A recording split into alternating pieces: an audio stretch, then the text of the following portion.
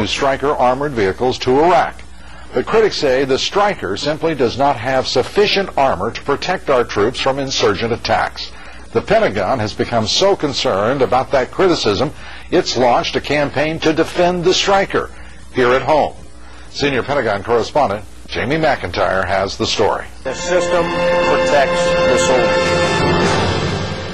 This video is part of the Army's latest offensive, a PR blitz aimed at countering critics of its new Stryker armored vehicle. The Stryker's an excellent vehicle.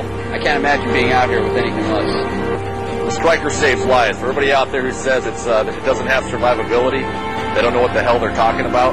I tell you, the weapon systems on that vehicle, holy shit. Those things are incredible. Criticism of the Stryker was fueled by an internal Army lessons learned review, first reported by CNN last month, which detailed dozens of deficiencies with the fighting vehicle.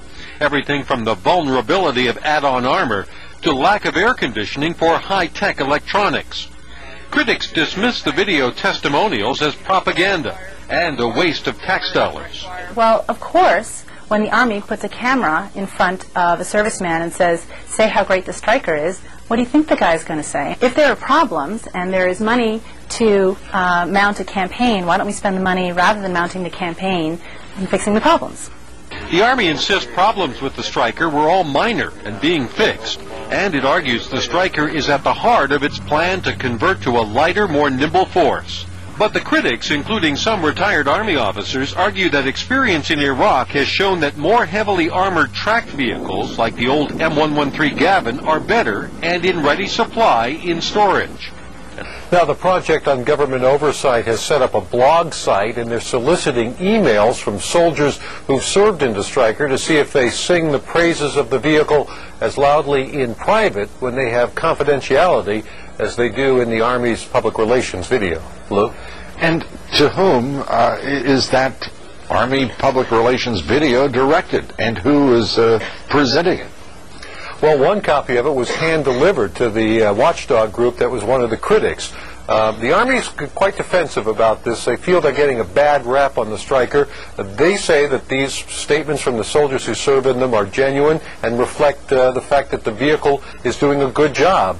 But some of the critics aren't convinced, and as I said, they're hoping to get some candid responses from soldiers to see if they really believe what they're saying on those videotapes. You know, Jamie, as we often end up here, and when we look at these issues, it's utterly remarkable that the United States Department of Defense cannot put forward clear, critical, empirical assessment, quantitatively making a judgment as to whether or not a piece of equipment, a weapon system, and in this case the Stryker, is effective or not. Why is that the case?